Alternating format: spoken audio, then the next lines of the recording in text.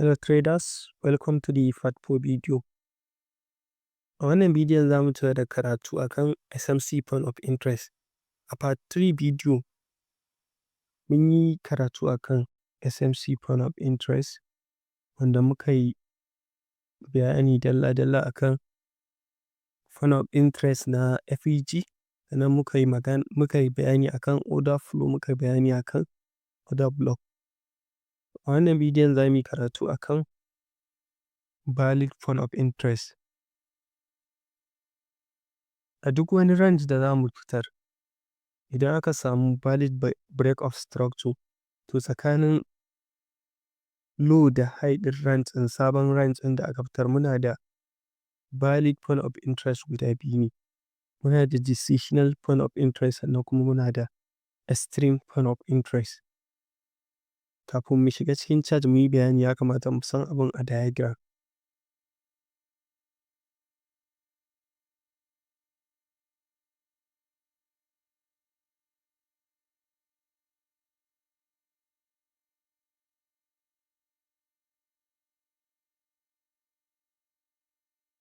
Firstly, idan muka samu valid new range,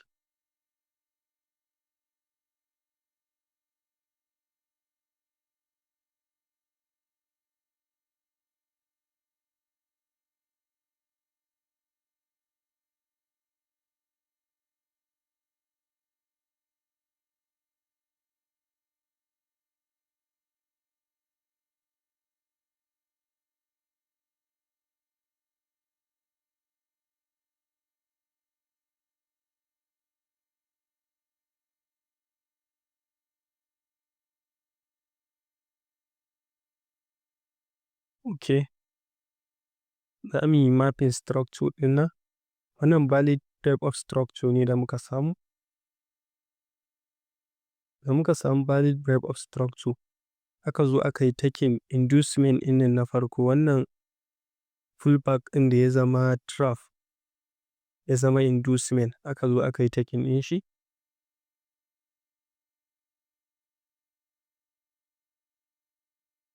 Bayan an yi taking ɗinsa as inducement, to a nan za mu fara neman point of interest. Za mu duba order flow ɗinmu. Order flow ɗinmu extreme one ta farko, ta za mu fara duba. Za mu ga menene order flow. Wannan valid pullback ɗin complete ita shi ne order flow. Za mu yi marking ɗin shi. Sannan kuma za mu ƙara duba shin akwai wata order flow ɗin, akwai wata pullback ɗin, ga wata valid pullback ɗin, ita ma za mu ƙara marking ɗinta as order flow.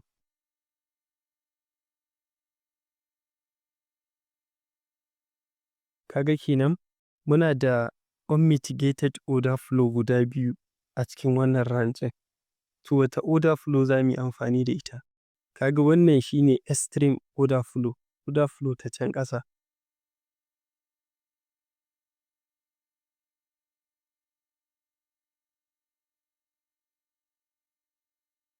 Ga kuma decisional order flow.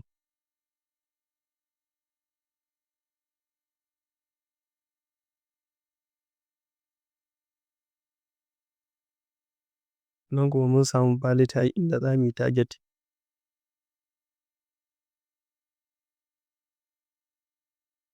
Yanzu muna neman point of interest ɗinmu ne inda za mu yi entry.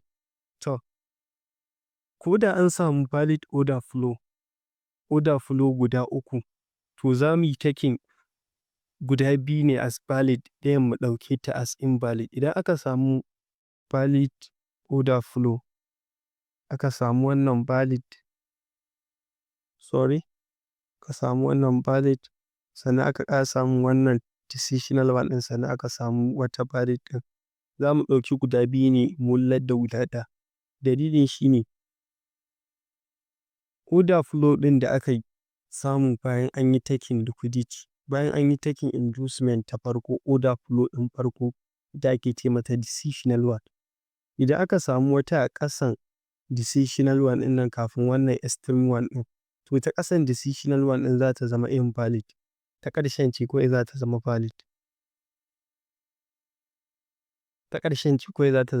Kaga kenan duk range range da za a samu daga high ɗin nan zuwa low ɗin nan. Kana neman point of interest ɗinka. Point of interest biyu ne kawai za su iya zama valid ko guda ɗaya, biyu ko guda ɗaya.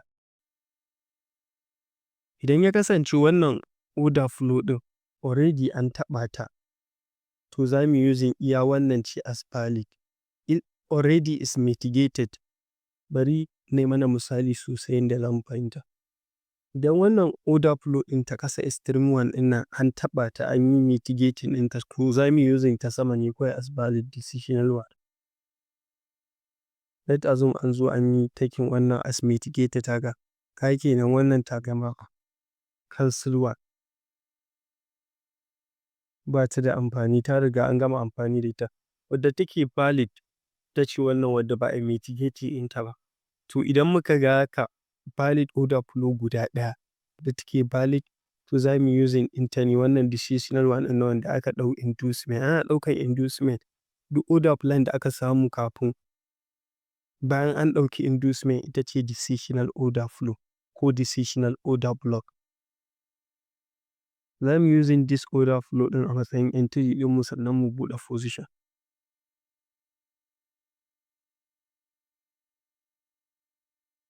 Buɗe position. Idan kuma aka samu valid order flow guda biyu.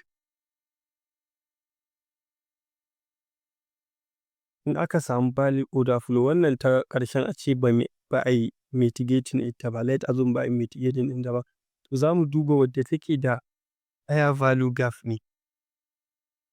Za mu duba wadda take da fair value gap. Ga wacce ce akwai fair value gap a daidai na. Duk wadda take da fair value gap ita ce valid. Idan kuma dukkansu suna da fair value gap, za mu jira mai price zai zo ya ba mu confirmation. Za mu jira price ya zo yi tapping kowace order flow. Idan ya yi tasing decisional one ɗin nan, bayan ya yi tapping ɗinta sai ya baka confirmation na moving up. Kaga ya yi change in state of delivery ko ya baka MSS, market structure shift ko kuma change of character. Duk wani confirmation da kake using as confirmation na entry. SMC sun fi using change of character. Za su yi top down analysis kuma ƙaramin time frame. Idan suka an samu change of character, so za su nemi opportunity ne na bayanan maimakon ka sa limit order. Dalilin da ya sa ba ka sa limit order ba saboda already an samu two valid point of interest wanda kowanne zai zama valid. Kaga kenan using limit order. Idan ka sa limit order a nan kai buy, it is possible. Idan kai buying a wannan decisional one ɗin, it is possible a zo a taɓa stop loss ɗinka a zuwa ɗau wannan ta ƙasa. Da haka sai ka jira kai top down analysis ka duba ƙaramin time frame ka samu change of character. Idan ta zo ta yi tapping ɗin wannan ta fara bada ta farkon nan ta fara bada alamar za ta tashi, sai ka jira kai ka kuma ƙaramin time frame in ka samu change of character sai kai buy. Idan kuma baka samu ba to za ta dawo zuwa extreme one ɗin nan ta ɗauka. Wannan shine decisional order flow da kuma decisional order block. Shi kuma tunda muna karatu ne akan point of interest, za mu duba next option. Idan har order flow duka sun yi mitigation, in duka order flow sun yi mitigation, next abin da za a duba shi ne order block. Kamar wannan inducement ɗin ya zama 2 a nan. Let assume a nan yake. An zo an yi taking ɗin shi. Kayi kenan kowace order flow is mitigated a nan. Kowace order flow is mitigated. Kowace order flow ta zama invalid an ɗauke ta, to what next? Za mu duba mu nemo kuma order block. Idan order flow aka yi mitigation ɗinsa duka order block za mu nema. Sai mu duba order block. Order block shine previous under before I move. Shine order block. Duba nan. Duba akwai order block. Nan ma sai mu duba akwai order block.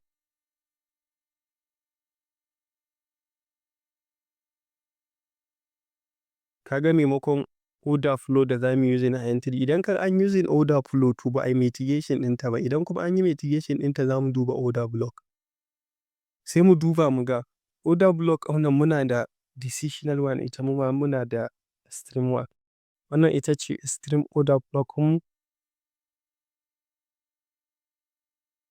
wannan kuma decisional.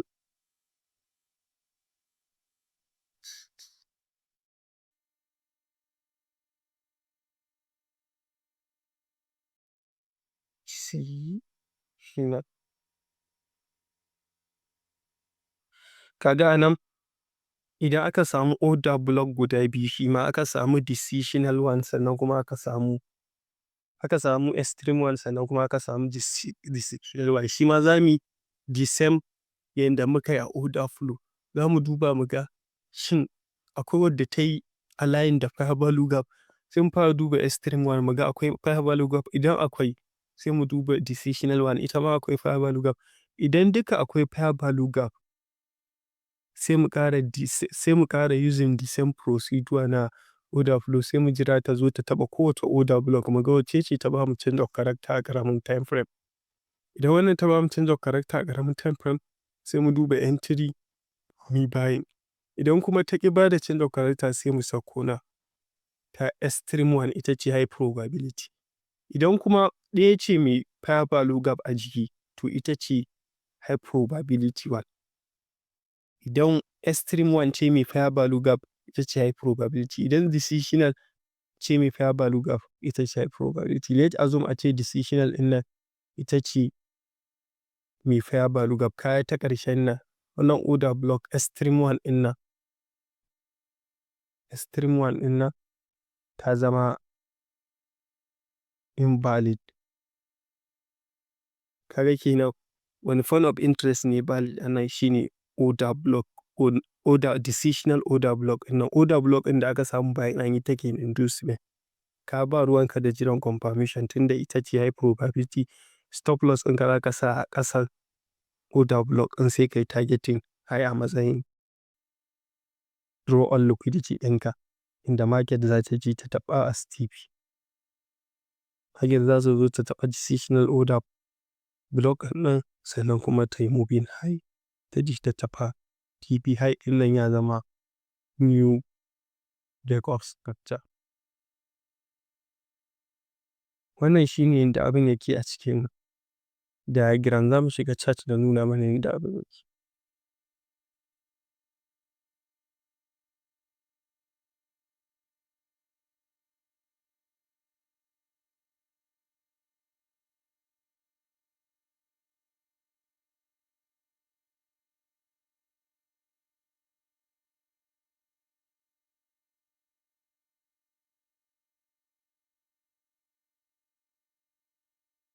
Muka duba nan chart previous data da na ga nan current ba wani clear break of structure. Za mu duba nan mun samu break of structure. Sai aka samu nan inducement aka zo aka yi taking ɗin shi.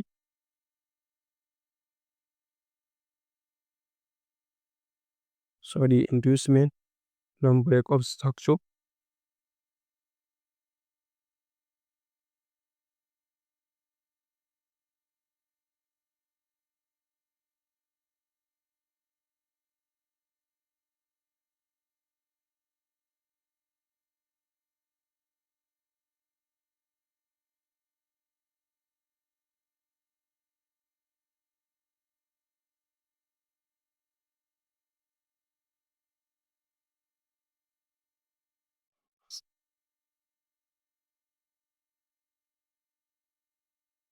Da muka duba nan wannan an samu valid break of structure. Da aka samu valid break of structure aka zo aka yi take inducement, kaga mun samu valid high.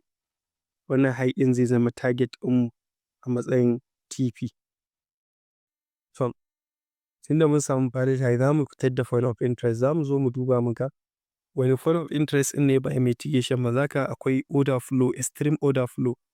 Wannan mai market wannan complete pullback ɗin shine order flow. Zaka ba a mitigation ɗin shi ba mun samu nan order flow, extreme order flow.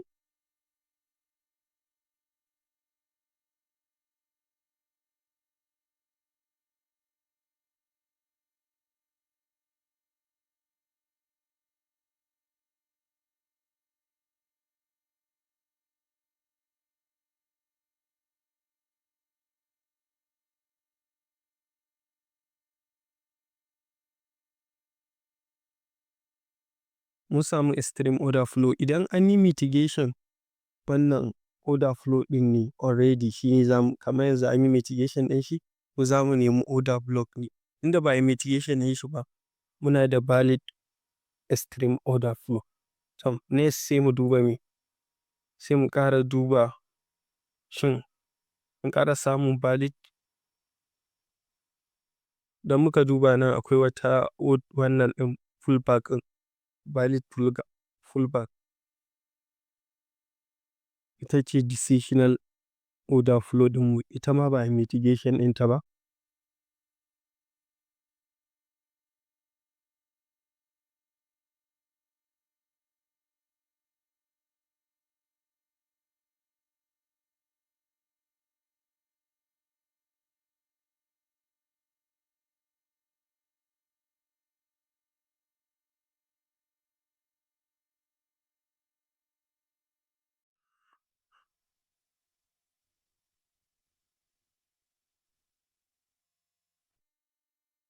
Idan ka duba lokacin da aka yi taking inducement ɗin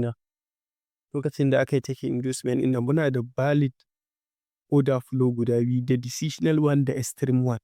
To wacce ce za mu using as valid mu sa limit order? Sai mu duba mu ga wacce ce ta align da fair value gap. Idan muka duba za mu ga extreme one ɗin nan da an fara duba akwai fair value gap a ciki. Haka decisional one ɗin nan ma akwai fair value gap a ciki. To next me ya kamata mu yi? Sai mu jira bayan price ya zo ya taɓa kowace order flow, sai mu fara da decisional one tunda ita ce take kusa da inducement. Sai mu fara ta kanta. Za mu ga wannan time frame ɗin, wani time frame ne 1 hour. Idan za mu yi top down analysis, daga 1 hour wani time frame ya kamata mu yi switching domin nemo entry? Za mu yi switching ne zuwa 5 minute. Sai mu yi switching zuwa 5 minute, duba entry ɗinmu.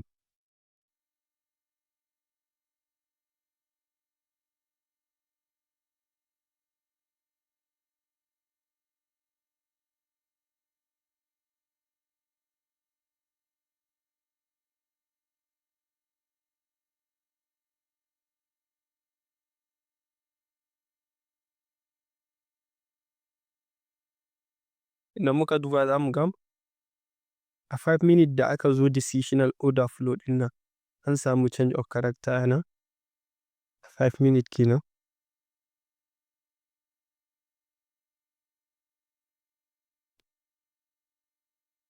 Wannan change of character ne. To don haka tunda an samu change of character, za mu yi buying ne a 50% level. Za mu ɗauko Fibonacci ɗinmu.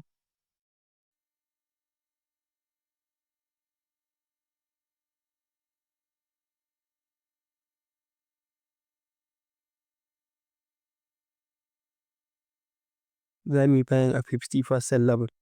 Idan muka duba nan wajen za mu ga, za mu sa limit order a daidai 50% ɗin nan.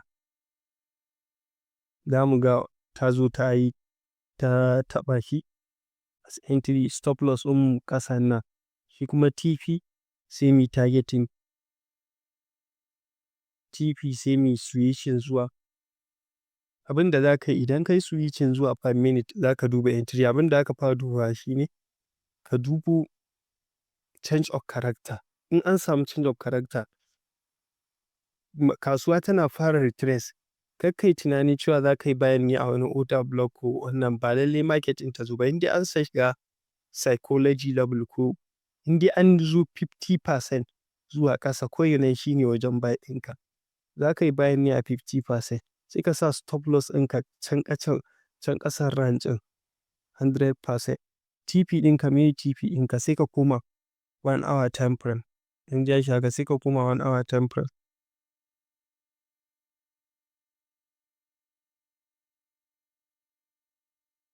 Ka koma 1 hour time frame. TP ɗinka ina ne TP ɗinka? Shi ne high ɗin nan. High ɗin da market ta baro. Shi ne TP ɗinka. Zaka market ta je ta taɓa shi. Kai kenan an ƙara kireto ni flip of structure ɗin. Kaga simple ka nemo point of interest ɗinka. Point of interest biyu ake samu a range a samu valid. Idan dukansu an samu valid, sai kai tsaya ka mai da hankali akan ta farko. Kai switching per minute zuwa ƙaramin time frame. Ana samun change of character sai kai bayan a 50% level. Idan kuma guda ɗaya ce valid, wannan daman ita ce high probability one. Yadda ake nemo valid point of interest shine bayan ka yi makin, in kai makin order flow, kai makin inta yanzu in aka samu order flow guda ɗaya a cikin range ko ba ta da fair value gap, ita ce high probability one. Amma idan aka samu guda biyu sai ka duba wace ce take da fair value gap. Idan ɗaya ce mai fair value gap, ɗaya ce valid, ɗaya invalid. Let assume a ce extreme one ɗin nan ita ce mai fair value gap, to ita ce valid. Decisional one ɗin nan kuma invalid. Idan kuma dukansu order flow ɗin an yi mitigation ɗinsu sai ka duba order block. Shi ma order block ɗin ka duba wace ce mai fair value gap.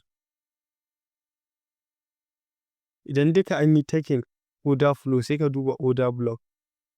Order block ɗin shi ma sai ka duba mai fair value gap. Idan wannan extreme one ɗin ita ce mai fair value gap ɗin, to ita ce valid. Idan kuma decisional ɗin nan ba ta da fair value gap, ita kuma ta zama invalid. Idan kuma decisional ɗin nan ita ce mai fair value gap, ita ce valid. Ita ce valid. Extreme kuma invalid. Wannan shi ne inda ake fitar da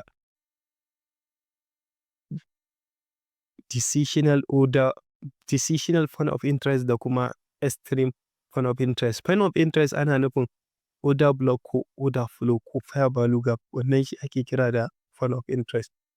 Wannan bidiyon mun gama da inda mutum zai fahimci valid point of interest inda zai using as entry SMC. Insha Allah a part 5 video next part kenan za mu fara bayani akan SMC entry models. Bisalam.